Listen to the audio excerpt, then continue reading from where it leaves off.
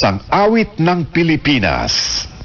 Bayang magiliw, pelas ng silanganan, alab ng puso, sa dibdib mo'y buhay.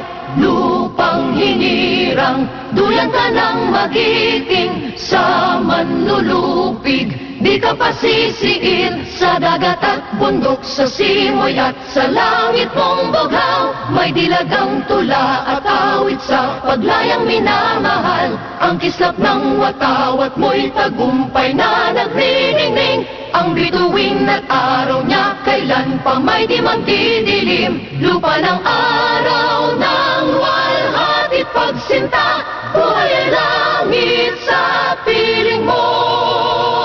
Aming ligaya na pag may mga api ang mamatay ng dahil sa'yo.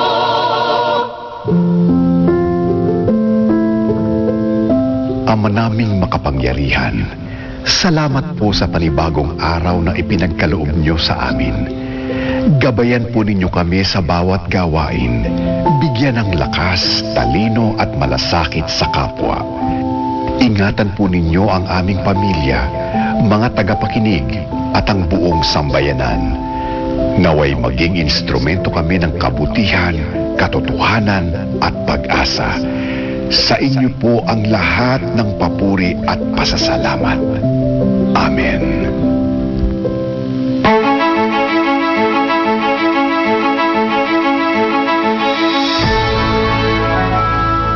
Nagsisimula na pong sumahimpapawid ang DZMM Radio Patrol sa East 30, isang komersyal na himpilan ng radyo na pinangangasiwaan ng Philippine Collective Media Corporation at pinahihintulutang sumahimpapawid ng National Telecommunications Commission sa 630 kHz AM band with permit number BSD-0235-2023 na may bisa hanggang Agosto ng kasalukuyang taon.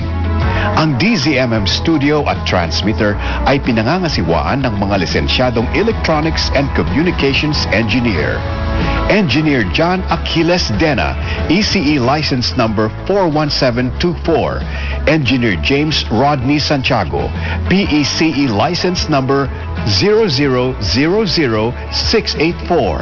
Engineer Randy Hortaleza, Engineer Harold Daniel Bakiran, license number 006690. Engineer Neil Andro Laksamana, PECE license number 0000866. Engineer Joy Mayor Pagulayan, ECE license number 41723. Engineer Gilbert Hineta, ECE license number 42437. Ito po ang DZMM Radio Patrol sa East 30. Now signing on.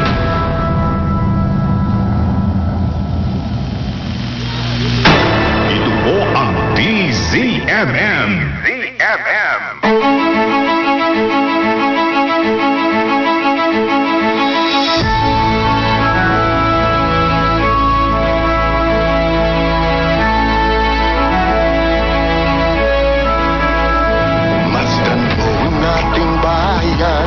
Anong iyong nakikita? May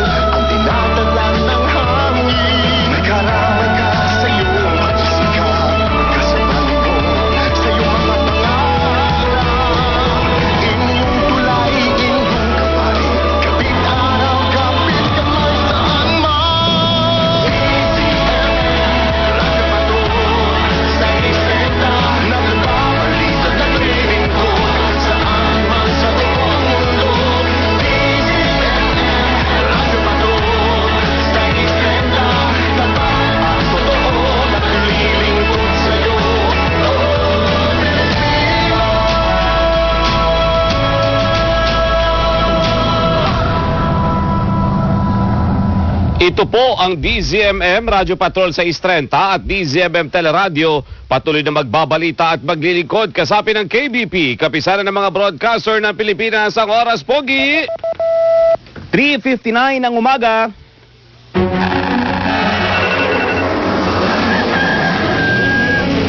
Ito ang umagang balitaang bubusugin ka sa impormasyong kapaki-pakinabang, makabuluhan at malaman. Radyo Patrol Balita Alas 4. Ang nangungunang newscast ihahatid